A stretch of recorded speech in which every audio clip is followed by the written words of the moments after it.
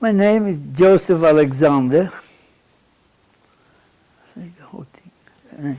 I'm a Holocaust survivor from Poland. Joe, could you repeat that one more time and speak to Michelle and say the whole thing again? My name is Joseph Alexander, and I'm a Holocaust survivor from Poland. Were there any lessons or skills that you learned before the war that helped you during the war? Yes. Well, my whole family were tailors. I was starting a tailor, I learned, before the war. What motivated you to survive and help others without your family? What motivated me to survive is first stay out in the camp from beatings, from getting beat, and people gave up, and they didn't survive. It's the only thing I always, over 5 years I was in the camp, I'd never got any beating, anybody touched by me, from. Could you tell us the story about the 2 selection lines? The selection line was when we arrived in Auschwitz. And when we came to Auschwitz and we got off the train, it was after midnight. And Dr. Mengele came to visit us. As we got off the train, we got lined up in rows of 5. And then Dr. Mengele went through and picked out people to the left. He said, these are people are going to be taken on trucks because there was 6 kilometers to walk to the camp.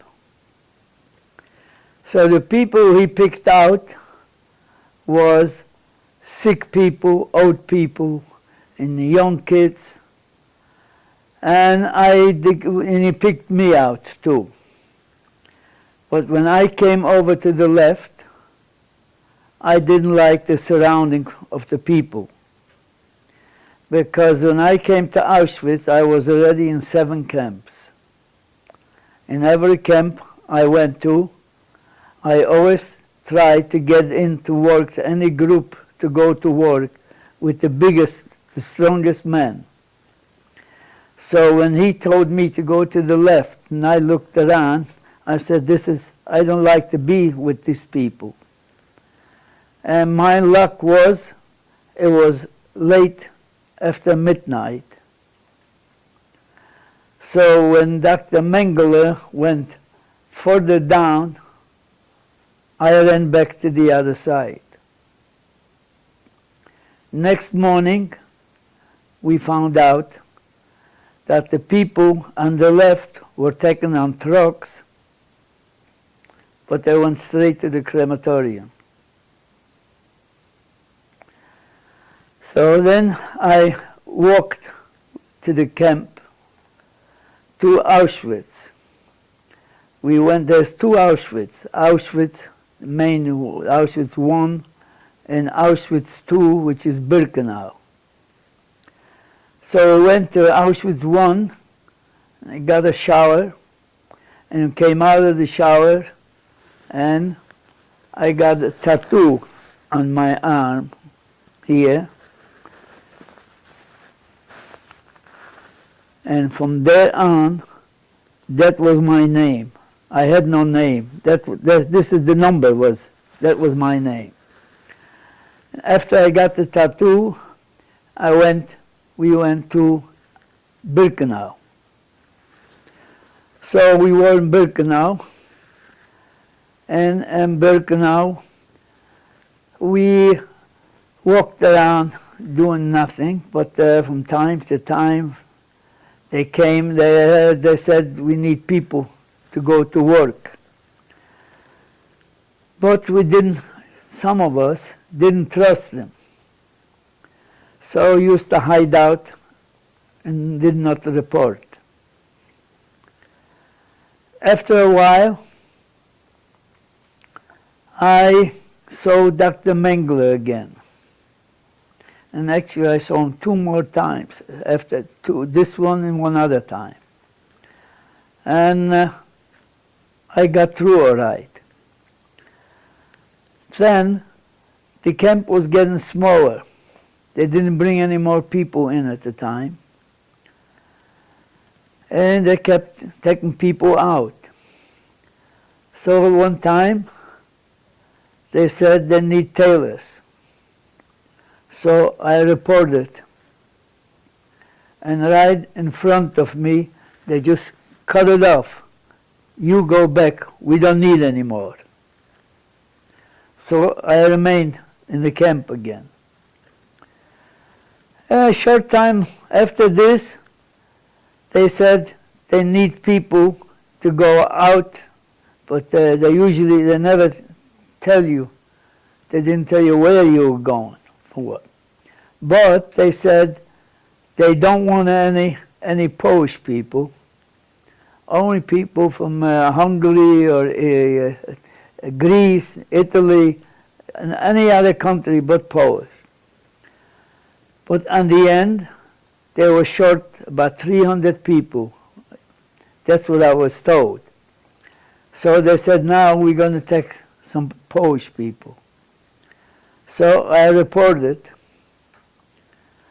and we got on the train, because it wasn't any passenger trains, you know. Freight trains, cattle cars, with a little window, no light, and no food, no water. We were riding around for about almost 3 days, I think, where you could have gotten from Auschwitz, where we were going. Actually, we were going to Warsaw, but we didn't know at the time. Could have gone from there, is about 4 or 5 hours. But we were riding around for about 3 days. You stopped the drive for a few hours, you stopped, and then you sit in the train, sit in the cars, and then later they go again, driving again, and the same thing. They stop at another place, they leave other trains go by, and so forth. So finally, I think about on the 3rd day, I remember we found out that one of the guards told us that we're going to Warsaw. That was the time, 1943, after the Warsaw Ghetto uprising. So we went back to Warsaw to clean up after the uprising. Actually, for me, that was the 2nd time I went back to the Warsaw Ghetto, because I lived in the Warsaw Ghetto for 4 months before, and I got out. So we came to the Warsaw Ghetto. There was no camp. There was nothing. A few prefab buildings. No showers, no toilets, nothing. We had to start building our camp. So after a short time, we built the camp, we built the showers, and we got to go to a shower on Sundays and get fresh clothes.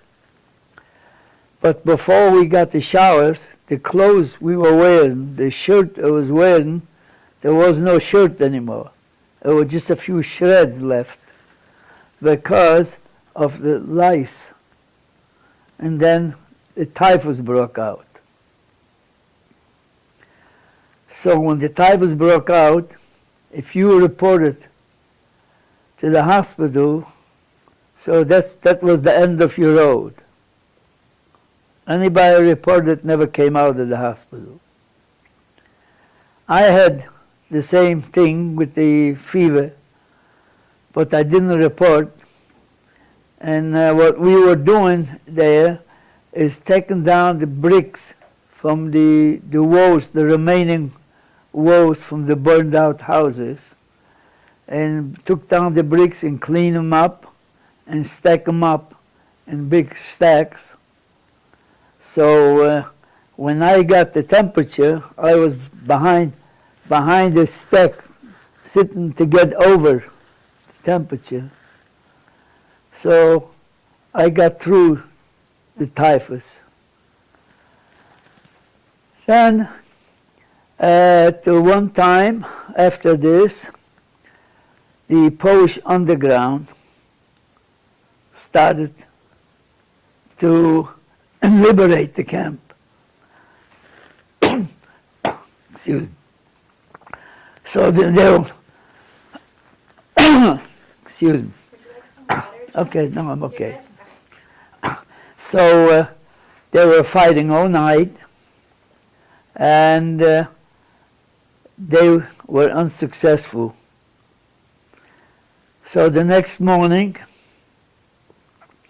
they tried to take us out, tried to close the camp and take us out.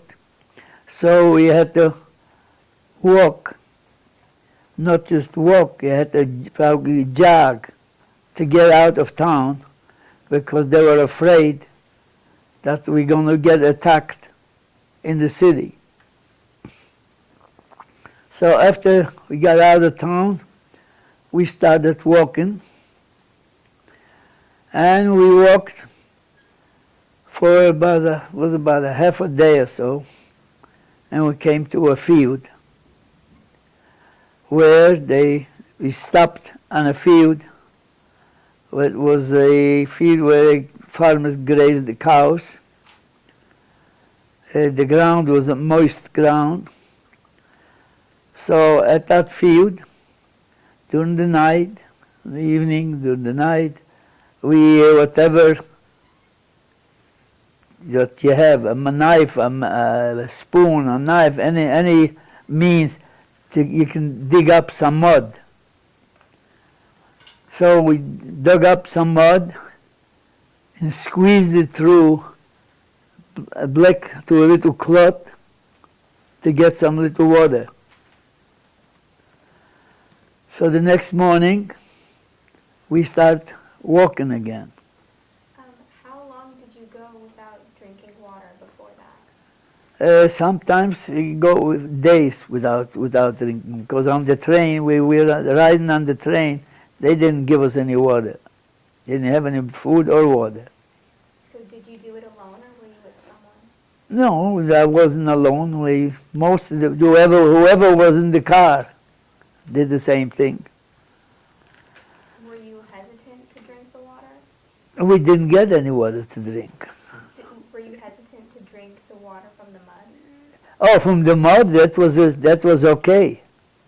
Yeah, that time when we get squeezed the water from the mud that was good. We got some water. How did you know it would be okay to drink mud water? You didn't think about these things. You just wanted some water to drink. So what were your clothes like at that point? My clothes, at that time the clothes was okay, because before we went on the road, we used to go on Sundays. You were taking a shower, and you were getting fresh clothes. So we changed clothes every week. Can you tell us the story of the horse meat? The story of the horse meat is that was the night before we were liberated. We were taken into a forest, and the guards asked for volunteers to take the sick people into the village, which was right close by, and asked the volunteers to come back. They took them into the village and put them into a farmer's barn, in a farmer's barn. On the way back, one was a friend of mine. Like I got some pictures of him here, a couple of pictures. And so they went back, on the way back they found the horse in the snow. So they cut off some pieces from the horse. And my friend came back and gave me, here's a piece of meat. So I made a fire and it was barbecue. And that was the best meal we had in a long time. So during the night, the German guard disappeared. But we didn't even know. Until next morning, the German police came and they took us into that village. And then they disappeared. That was in the morning on May the 2nd, 1945. And around 1 o'clock, I remember, there was American tank moved in. We knew at that time, before we went into the forest, we knew that the American troops are not too far behind us. We could hear the fighting. One time, the day before, we passed a bridge, and the bridge blew up. So half of our group was on one side of the bridge, and the other half of the other side of the bridge. I was on the one on the right side. That's the one went into the forest. So then, I say, the next day, I saw the American tank moved in, and they closed off the village. The American troops closed off, but I didn't see any American troops at the time. The only thing I saw is the one tank, the one American tank. And when they closed the village, there was a group of, we were 9 of us. 9 of us, the ones, we were in the camps for almost 5 years already. So we didn't want to get closed up somehow. We got through and started to walk to see how do we get to the next, where's the next town. After we got through, we walked for about a kilometer and a half, something like that. And we saw a bakery. So we went into the bakery and everybody took a bread. You know, you didn't have to pay for it, you know. Everybody just took a bread and we started walking to find the next town. So we came to the next town and we saw 3 American soldiers. They were American soldiers, but they checked the sense that they were so drunk they couldn't walk. They were holding on. They were all holding on to each other. They couldn't even walk. But I guess they saw, from the clothes, I guess we were wearing, I don't know how, they recognized us something, and they asked, "Are you Polish?" I said, "Yes." So they said, "Come on." And they took us in to an underground bunker, which was a warehouse, which it's probably in the warehouse, I couldn't see the end of it. Anything probably you can think of. But we didn't think of anything except right now, first thing, change clothes, get some fresh clothes on. And everybody took a backpack and we put some food in. Then there was a big line of bicycles, whatever, closed up with the chain. So they broke the chain, the soldiers, and everybody took a bicycle. And then it was after 6 o'clock. 6 o'clock was curfew. You couldn't get out on the street. So we tried to find a place to stay. So we hopped over about 3 or 4 fences, and we landed at the German inn, but it was taken over by the American troops. In the back of the inn, there was an empty house. So we took over the house.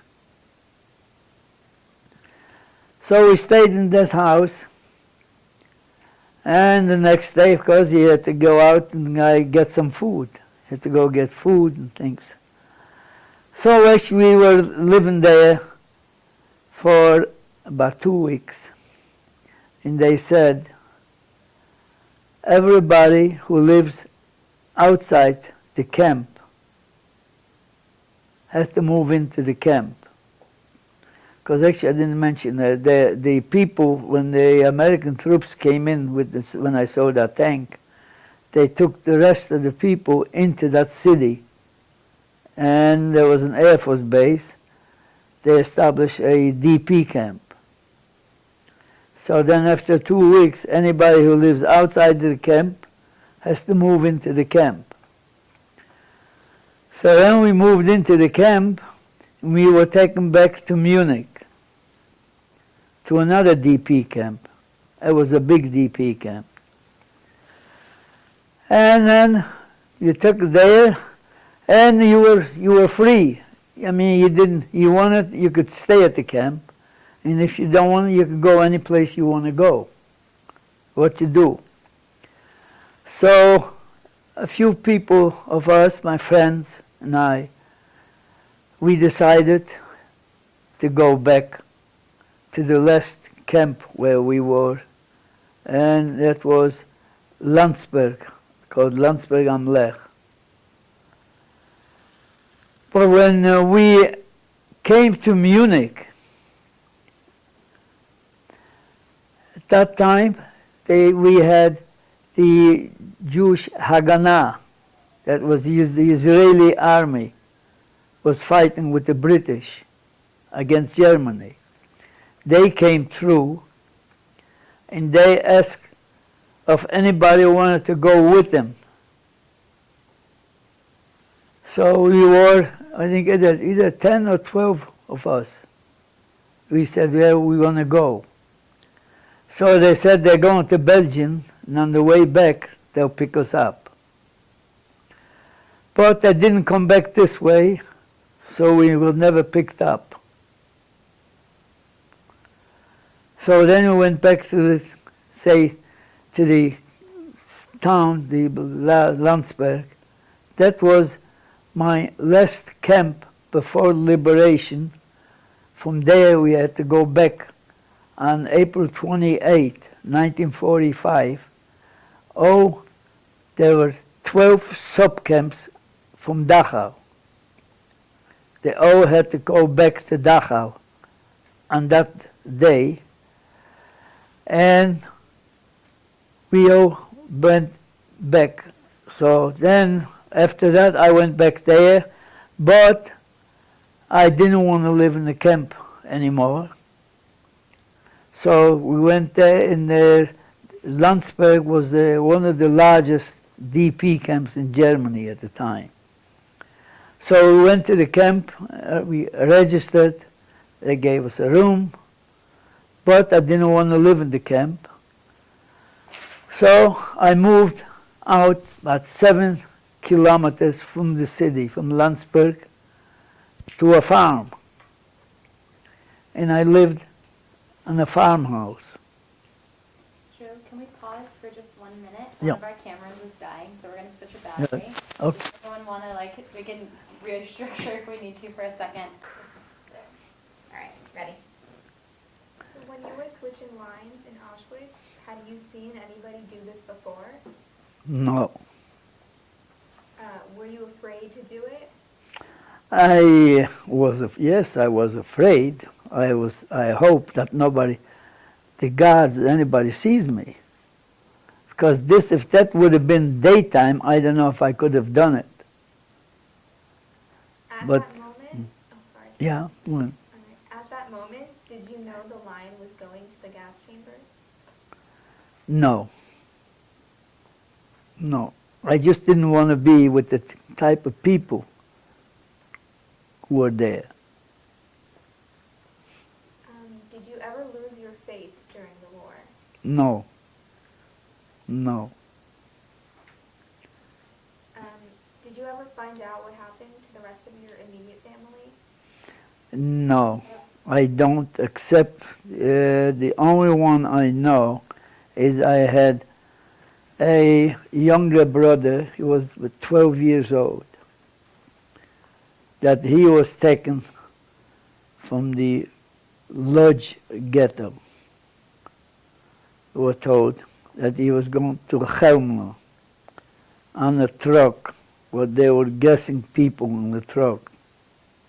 They were running trucks on wood and put the fumes inside the truck. That's the only one I know. The rest of my family, I don't have no idea. I left in the Warsaw Ghetto before the uprising. I left my parents, 2 sisters, and 1 brother. And that's the last time I saw them is when I left the ghetto, when I went out with my younger brother and older sister to go back home. That's the last time I saw him. How do you feel being the only survivor left of your immediate family? I feel that I guess the men upstairs wanted me to survive so I can tell people what happened. So he wanted me to be here so like I can talk to you guys now.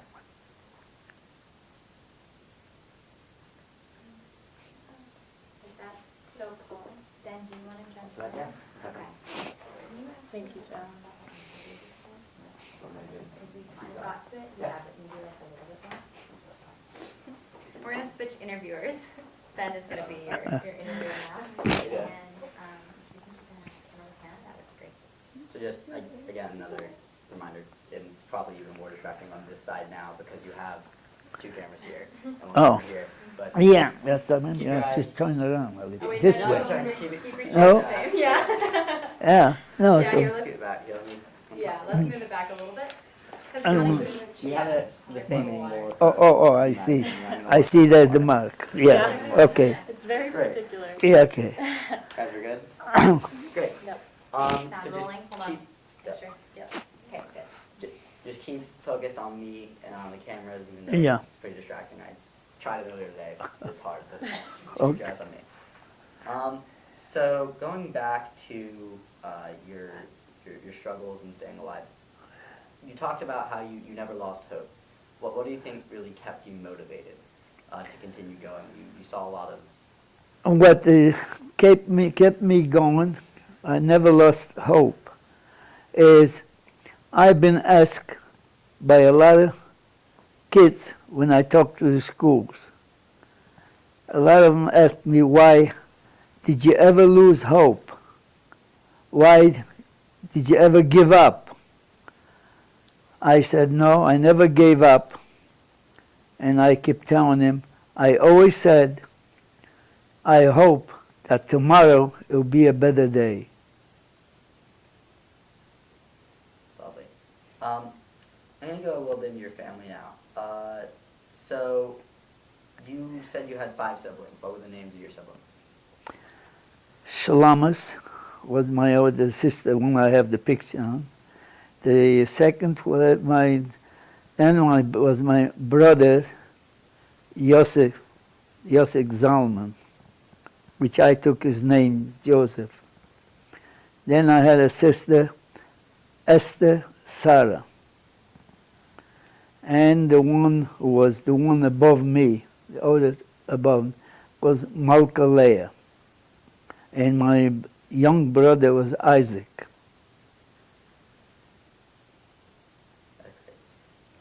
Were you close to any one sibling in particular, or were you just with all of your siblings? No, we were one family. We were all close. So what were some of the fond memories you had with your family before the Holocaust? Was well, Some of the memories you had with your family, fond memories. I have all good family, good, good. Sorry, I got a pull nasal. No problem, take your time. No, well, I have all good memories actually. The only memory I have is, see, we were a Orthodox family, with modern Orthodox. I think I mentioned to you yesterday that we had a synagogue in our house. You know, when the war started, my brother was mobilized. He went to the army. I remember like now, it was on a Friday.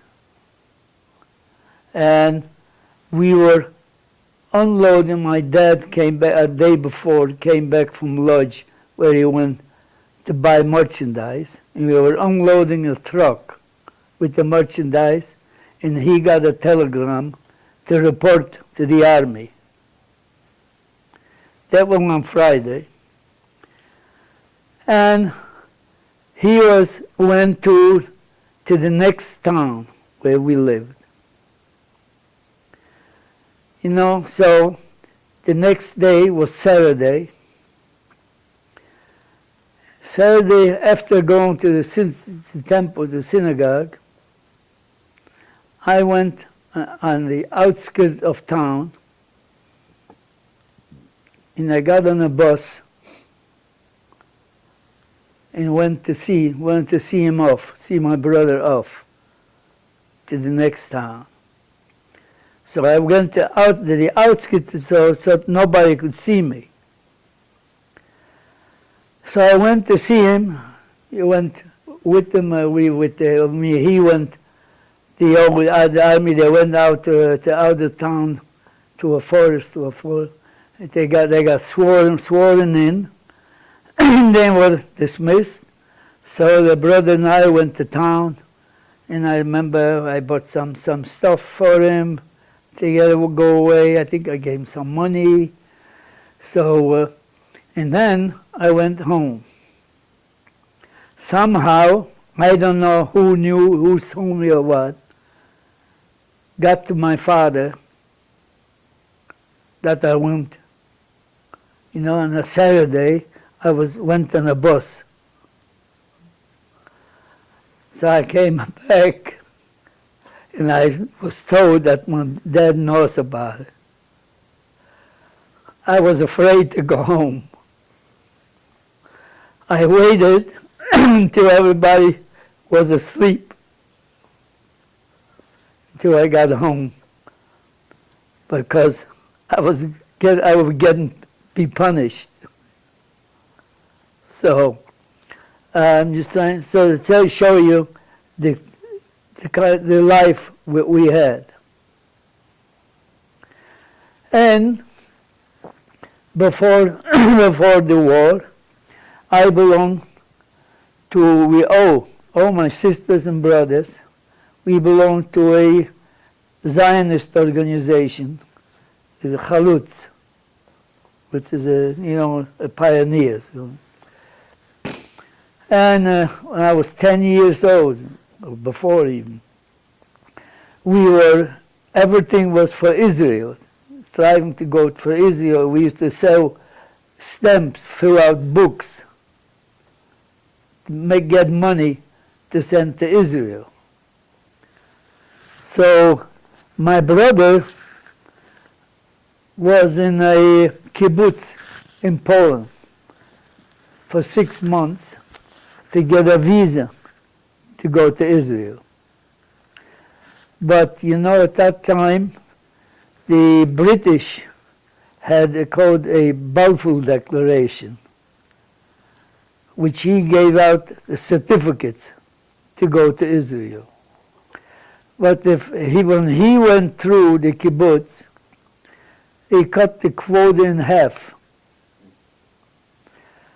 So he had to wait his turn to get the visa, and then the war broke out. So he never got to go. So can you tell us about your name? Obviously, you ended up taking that brother's name. Can you tell us about why, when you moved to the U.S., you changed your name? Why I changed my name? I just changed my first name, actually. Is because I didn't like the pronunciation here.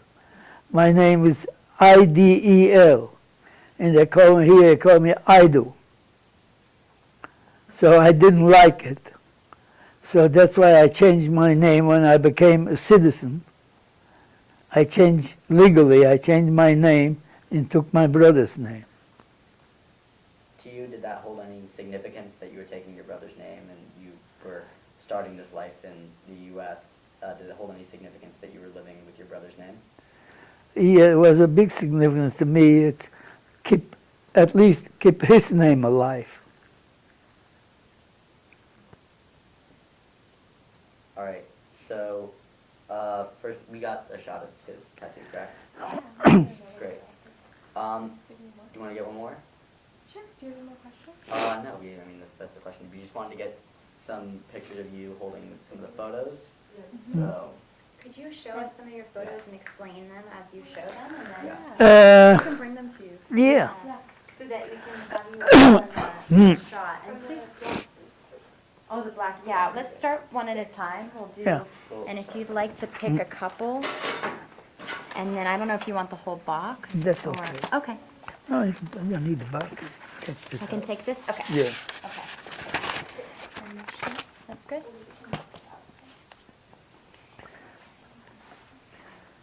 Well, I tell you something I don't think I never told anybody I talked to like here. Here is a group.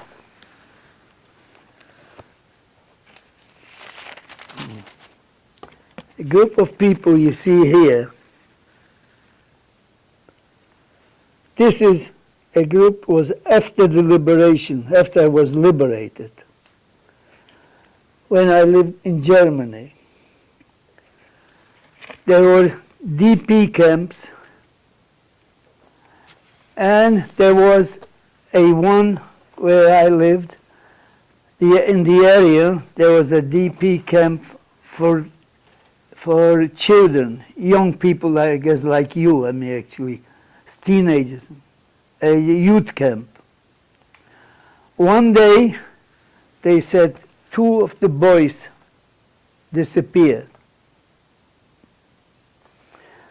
So right away, then a rumor was, we thought that the boys were kidnapped by the Germans. So we started almost like a riot. Should have brought some other pictures. So we went on a rampage. We burned a bus and some other thing, and then some other vandalism. And we got arrested by the American MP. So we were 19 of us. Actually, there's a few more here. There were 19 of us. We got arrested. And we were taken to the prison. We were for 3 days in a prison in Landsberg, called Landsberg am Lech. That's a prison where Hitler wrote his book, Mein Kampf, in that prison.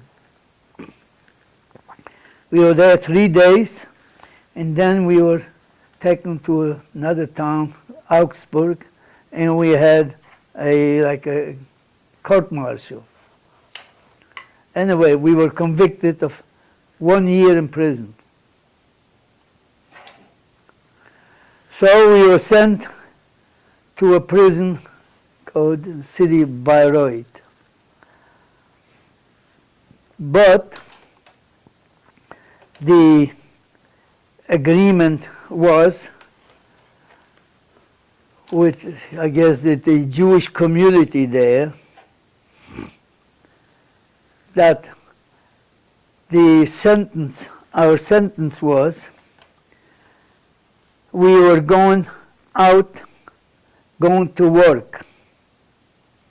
In the morning, we went out to work under guard. We went to the Jewish community center in that city. Went there, the guards sat down there, and we could go, we went wherever we wanted to go. As long as we were back by 5 o'clock. And in the group, there were two women, two of the wives of our people. So we went back to Landsberg, to the original camp where it happened. And we brought loaded trucks up with food. Everything is food from everything. And we brought, and they were cooking for us there. So, but we were free all day. And then went back to the prison in the evening. And even in the prison, we had our own section. It was a big room, a lot of prisoners. But we had our own section blocked off. Our own section. Matter of fact, there's a group here. There's a couple of Jewish boys from Berlin. They were there in this prison already, but we took them in to be with us. So actually, and then we had the Jewish community there. So this is the group we were. Then I have some pictures here with someone from the Jewish community leaders. I guess I don't think I have them in here. So anyway, that was there, but then actually we were every 2 weeks we used to go back home to the camp to bring some food. So because usually 2 of us went with the guard. At one time, there was 2 boys and myself. We got the permission from the prison to go. We went to called Frankfurt to go to see General Eisenhower, but we couldn't get in to see him. So I mean, we went here, there. We went every time with the guard. The guard just sat down and we did what we wanted to do. So we were there for 6 months, and we got liberated out. So then I have some other pictures. I have some pictures from.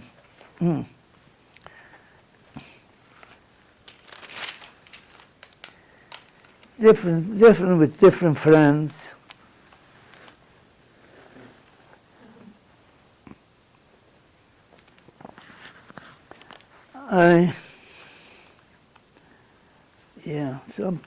These are all friends from the same group.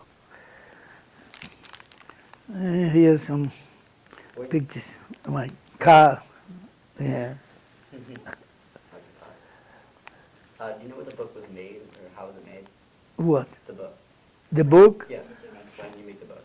This book was made from a prisoner in the prison. He was a bookmaker. He was a prisoner.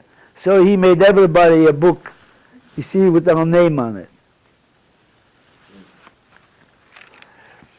So because we had food, we can give him some food and so forth. So he made books for everybody. There's a New Year's card from my cousin. Yeah. And this is a friend of mine, me. This is a cousins of mine. They survived the war in Russia.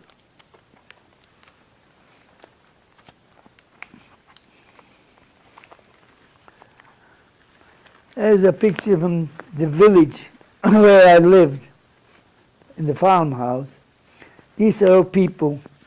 There was 58 Jewish people were living in that village.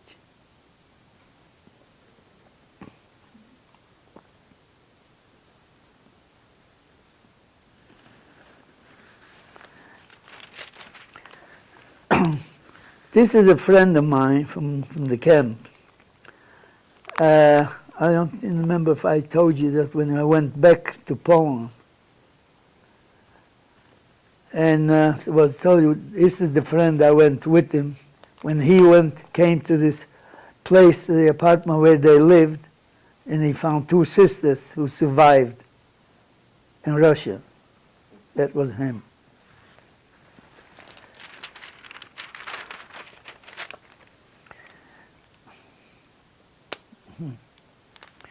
Yeah, this.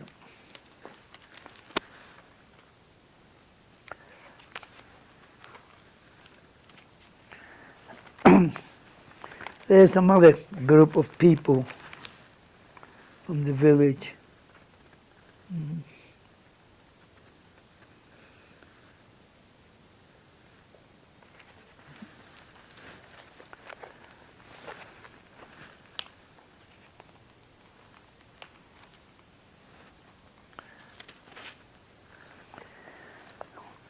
There is a couple who they met in the camp. In the wedding, they got married after. She was working for me when I worked at the German kitchen on the outside the camp. She worked with me in the camp, and he worked in the kitchen in the camp.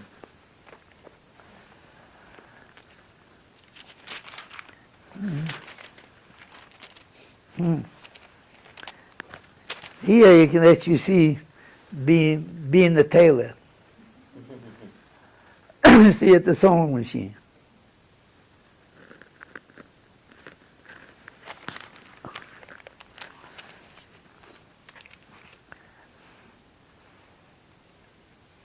Here on a motorcycle.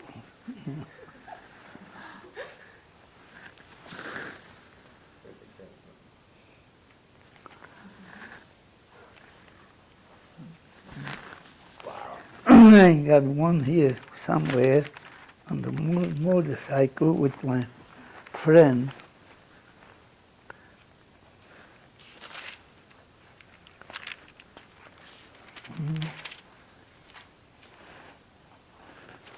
Here's a picture in the car.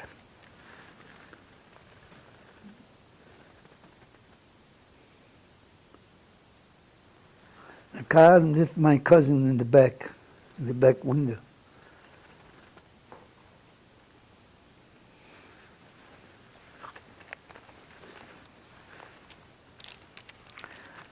Where's the other one?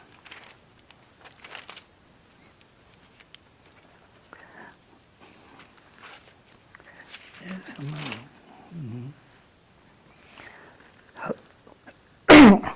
Excuse me. Here's a bunch of us on bicycles.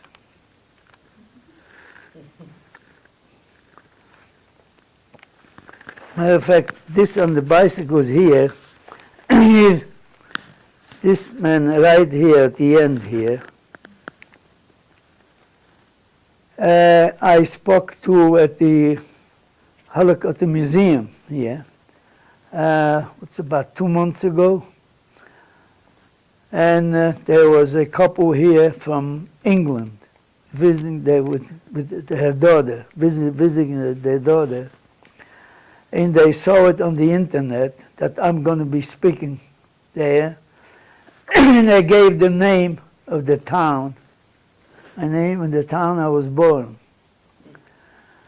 She came to see when I was speaking, and she told me, says, you know, you were the same town my father was.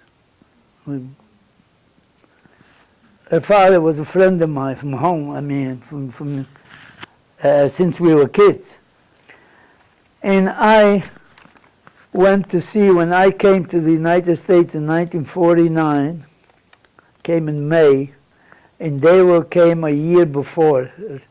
Her mother and father came a year before me, and they were living in Brooklyn, New York. I went to visit them. I was holding her when she was 2 months old. And now she came to see me here. Awesome. What is another?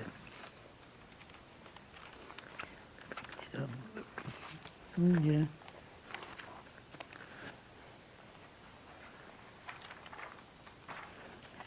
Mm.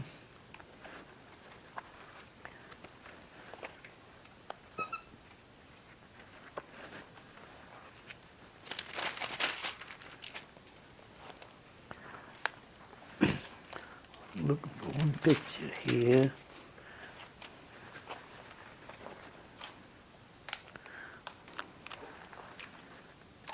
Oh, well, here's another picture of a motorcycle, but here's a picture of me with the motorcycle. And you see in the back of that motorcycle is the friend. That's the friend who brought that piece of meat, the horse meat. That was him.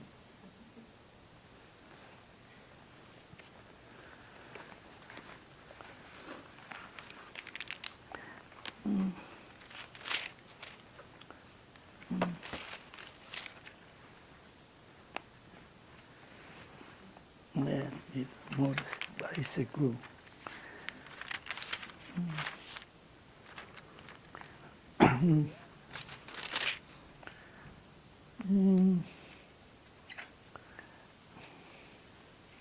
These are all different, same kinds. Yeah. Yeah, same. That's another New Year's card, and there's some friends. We lived in the same village.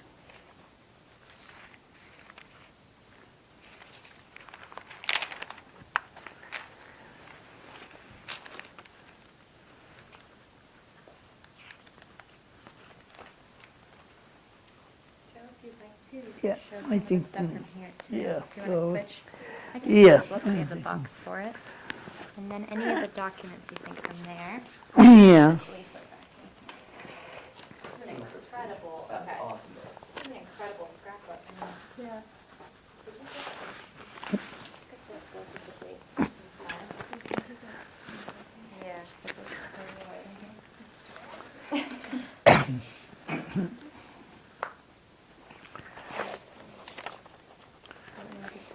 Yeah.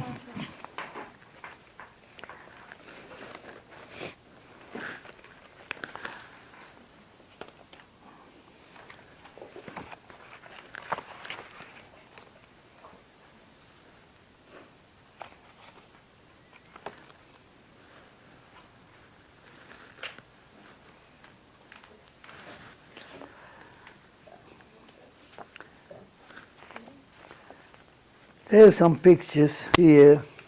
You see, when I spoke, you know, Angela Merkel in Dachau, when I spoke to her. Yeah. And I show you some pictures here. Here in Los Angeles, you see, you know, the chaplain for the Los Angeles police. He's a Jewish chaplain. Excuse me. When I met him at his house once, the first time, and I saw my number on my, and then he said, Joe, we're gonna have next, like day, we talked to him then, and said next Friday, I think, there's going to be a police academy graduate at the police department, and I'm going to take you. You want to go with us? go come with me and we have breakfast with the police chief and all the assistants, and then they're going to have the graduation. And there must have been thousands of people there, the friends and the families there. So when we got there, I was sitting in a section with the mayor's supposed to, but the mayor's wife was there, and the big shots. And I was sitting in a chair like this and had my name on it, on the back of the chair, and he gave the invocation for the police, for the cadets, and he said, there's a Holocaust survivor with us here. He was in 12 camps and he's sitting right over there. Afterwards, you had, believe, people were coming up to talk to me, so many of them, and taking pictures. The only thing I don't have the picture, there was one assistant police chief came over and he got down on his knees to shake my hands. So there's a lot of them here. Matter of fact, that's him here. He is his whole family is all Chabad family. His father is a Chabad rabbi in Long Beach. There's a Chabad brother he has here on Robertson Boulevard in the Beverlywood. And yeah, there's a picture of him and the police chief and I.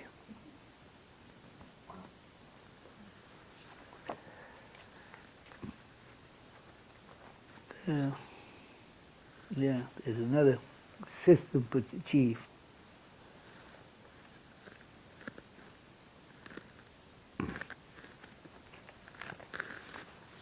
So this actually, yeah, we can see it from here.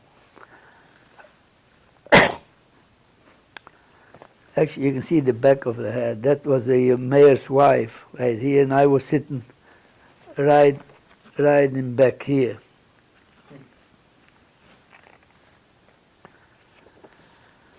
So this, and you wanna see some of the documents, my own. Show the driver's license photo. The one document you said that. But there's a picture of you with your cousin and when I gave you the horse meat.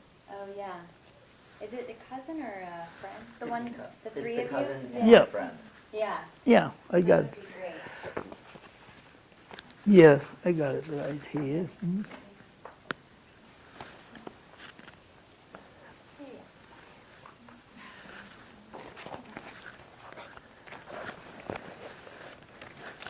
Yeah, that's the one.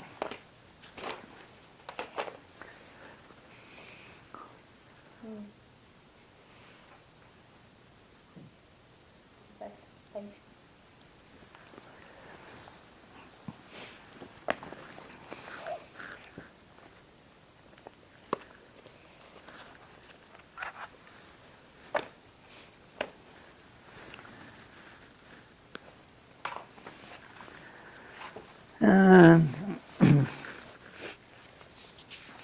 And you wanna see some of these documents? Yeah. That would be great. And just explain a little bit of what they are. Yeah. Oh. Hmm? Yeah. Okay. Can we get a shot of him with the water too?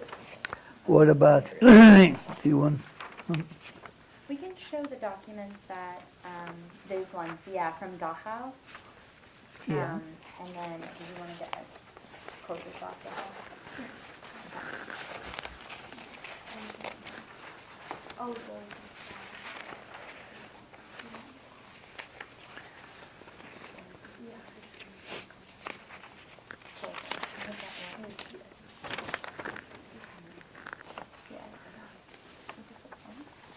Yeah.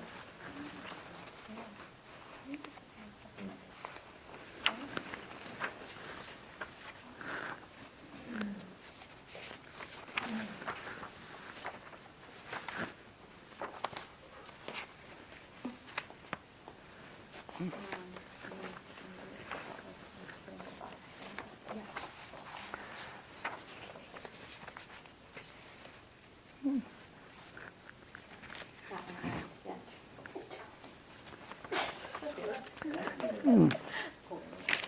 that one on the top with the mylar, the one you're holding there, that one would be great. Just explain a little bit. Yeah. These two Yeah, here. that would be good. And there's one more I'm looking for. Green one.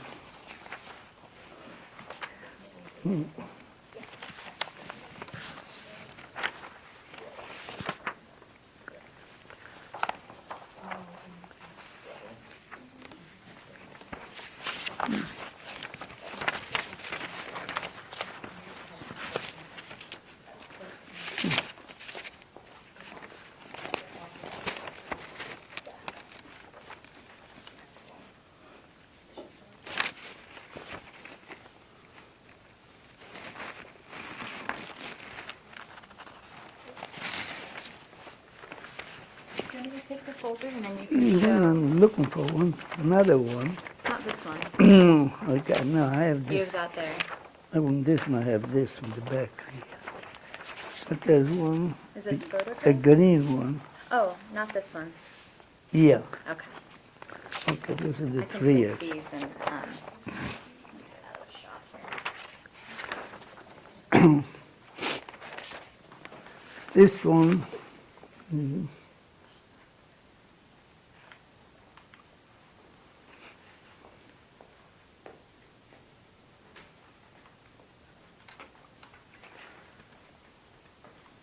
this is the liberation from Dachau. On the other side here, you see some writings and some stamps. I don't know if you can actually get it. Those are the writings and the stamps. Way after the war, we were traveling, and you didn't have stores to go in, and you could buy food. So we stopped.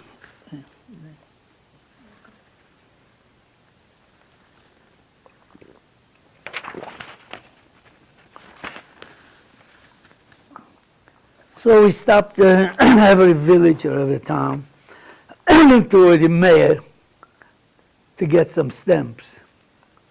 So every time they gave us some stamps, they had to sign and then put a stamp on it, you know. So that's that.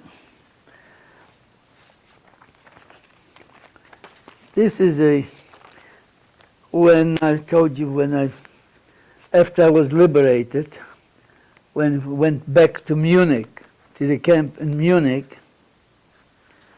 So that's what I got. And here it shows you that I was in the camp from 1939 to 1945.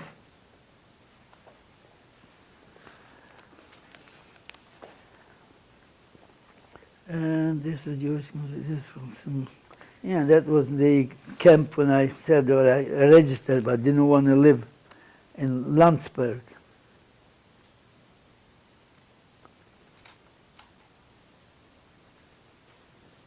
Could you hold that straight for this camera too? Yeah. Great. Thank you. Did you get the other one? I got it as well. You Yeah. got this one? Excellent. Thank you. How about the other one? The one from Dachau, did you I get? have that one. Yeah, and we'll get some closer shots too. Okay. Could we actually ask you to hold the water glass for a moment? And we were thinking that when you're talking about some of the experiences. Yeah. Okay, so that you can just talk to Yeah. chat. You don't have to talk about your experiences. You can, just to get a couple of shots of just that, and so we can have some artistic shots Okay. while we insert it into this Oh. documentary as well. Yeah, you can take a sip. Okay, I'll take a sip. Like a movie star. It's Hollywood for all of us. Yeah. Yeah. you see it in that shot Yeah, there? you really zoom in. Yeah. Can you tell us about your badges that you wear? This, The the little pins. pins? That's a great question. Well, this badge actually, that's just it's an American-Israeli flag. You were wearing one yesterday too, a different. Yes, yeah, no, I didn't wear it. The one yesterday was the one I got in Dachau from an American general from Army general from Oklahoma. That's why I had the Oklahoma flag. That's why I had the Oklahoma flag on it. Yeah, That's why I was wondering. yeah, that's the one. And attached to your other suit, there is different. That's the one that, Yeah, oh, on the Navy suit. On the Navy suit. That you brought There was with a you patch. today. oh, the one the other. What's on that one? What is the patch? The patch. Yeah. You see, when I was in business here, I used to do a lot of business with the motion picture studios. And they always look for different crests, for blazers, different ones. So we were doing business with some people in Pakistan who were doing embroidery stuff. So I always used to tell them to send us some pictures so we can pick some pictures what we like to make some of the badges.